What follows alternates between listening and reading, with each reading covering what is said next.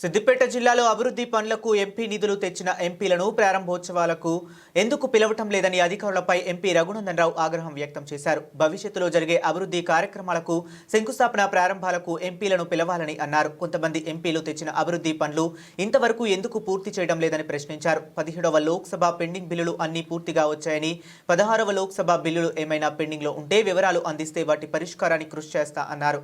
సిద్దిపేట జిల్లా కలెక్టర్ కార్యాలయంలో ఏర్పాటు చేసిన 3వ దశ కార్యక్రమంలో మెదక్ ఎంపీ రఘునందన్ రావు, జిల్లా కలెక్టర్ హైమావతి పాల్గొన్నారు. దుబ్బాక పట్టణంలో నిర్మించిన డబుల్ బెడ్రూమ్ ఇళ్ల లబ్ధిదారులకు నేటికి పట్టాలు ఇవ్వలేదన్నారు.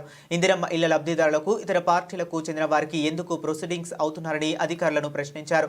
ప్రధానమంత్రి ఆవాస్ యోజన పథకం ద్వారా లబ్ధిదారులు ఎంతవరకు సబ్సిడీ అందిస్తున్నారని, తోగుట మండలంలోని మల్లన్న సాగర్ ప్రాజెక్టులో తీసిన మట్టిని అక్కడి నుంచి తొలగించాలన్నారు.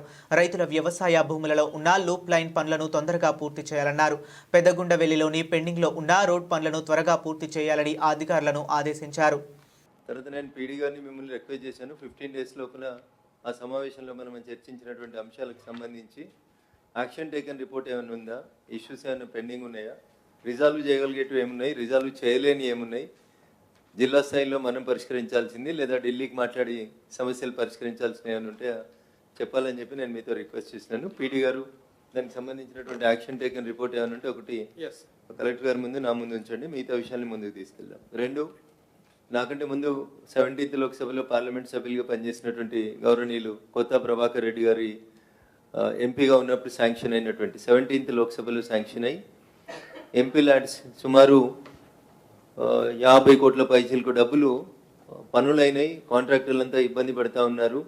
ఆ డబ్బులు రిలీజ్ కాలేదని చెప్పి కొంతమంది గౌరవ సర్పంచులు, కొంతమంది అధికారులు నా దృష్టికి తీసుకొచ్చినప్పుడు అప్పుడు సంగారెడ్డి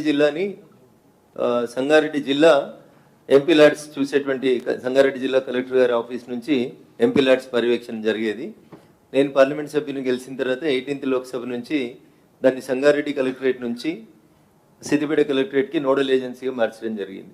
17th లోక్సభకు సంబంధించి అధికారులందరూ ఇక్కడే ఉన్నారు కాబట్టి అప్పటి పార్లమెంట్ సభ్యులు కొత్త ప్రభాకర్ రెడ్డి గారి ఆధ్వర్యంలో ఇచ్చిన ప్రొసీడింగ్స్లో కంప్లీట్ అయిన వర్క్లకు సంబంధించి టోటల్ 17th లోక్సభకు సంబంధించిన డబ్బులు సుమారు 58 కోట్ల 93 కోట్ల, కరెక్ట్ గుర్తుకు రావట్లేదు. దానికి సంబంధించి మొత్తం నిధులు కలెక్టర్ మన దగ్గరికి వస్తే అప్పటి నోడల్ ఏజెన్సీ 17th లోక్సభలో వర్క్ చేస్తారు. At the time the nodal agency was Sangareddy collectorate. నేను ఎంపీ గెలిచిన తర్వాత సిద్దిపేట కలెక్టరేట్ని ఎంపీ ల్యాడ్స్ కింద అని ఉంటే ఆ నిధులు 17th లోక్సభకు సంబంధించి ప్రతి రూపాయి వచ్చింది.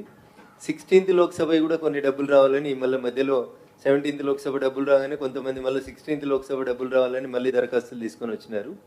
17th లోక్సభ టెన్యూర్లో అప్పటి ఎంపీ గారు మంజూరు చేసిన అన్ని పనులకు సంబంధించి పూర్తి అయిన అన్ని బిల్లులు కూడా సిద్దిపేట కలెక్టర్ గారు నోడల్ ఏజెన్సీగా డబ్బులు వచ్చి ఇక్కడ ఉన్నాయి. అవి ఎవరికైనా పెండింగ్ బకాయిలు ఏమైనా ఉంటే దయచేసి తొందరగా క్లియర్ చేయండి. ఎందుకంటే చాలా కాలం అయింది వాళ్ళు అప్పుల పాలైనా ఇబ్బంది పడుతున్నాం అని కాంట్రాక్టర్లు అవస్థలు పడుతూ ఉన్నారు. కాబట్టి దయచేసి 17th లోక్సభకు సంబంధించిన ప్రతి రూపాయి కూడా వచ్చే దిశా మీటింగ్ కల్లా ఏ ఒక్కటి కూడా మన దగ్గర బ్యాలెన్స్ ఉండద్దు. వర్క్ కంప్లీట్ చేసినటువంటి ఏజెన్సీస్కి దయచేసి డబ్బులు అందజేయాలి. ఇది రిపీటెడ్గా నాకు వస్తున్నటువంటి అప్పీల్ కాబట్టి ఇది ఒకటి కంప్లీట్ చేయండి. మీ దృష్టిలో ఇంకేమన్నా 16th లోక్సభ టెన్యూర్కి సంబంధించి పనులు పూర్తయి record complete MB record complete అయిపోయి డబ్బులు రానటువంటి ఏమైనా ఉంటే కూడా దయచేసి నా దృష్టికి తీసుకురండి. అవి ఫైల్ మొన్న సంగారెడ్డి CEO గారు తీసుకొని వచ్చిస్తే ఆ డబ్బులకు సంబంధించి ఫైల్ కూడా తీసుకెళ్లి ఢిల్లీలో సబ్మిట్ చేయడం జరిగింది. మీ దృష్టికి సిద్దిపేట పరిసర ప్రాంతాల్లో ఇంకేమైనా అట్లాంటివి మిగిలిపోయినాయని ఉంటే అవి కూడా తీసుకొచ్చి నెక్స్ట్ దిశా మీటింగ్ లోపల నాకు అందజేస్తే వాటిని కూడా క్లియర్ చేపిస్తాం. ఎందుకంటే 1st డిసెంబర్ నుంచి పార్లమెంట్ స్టార్ట్ అవుతుంది కాబట్టి. సో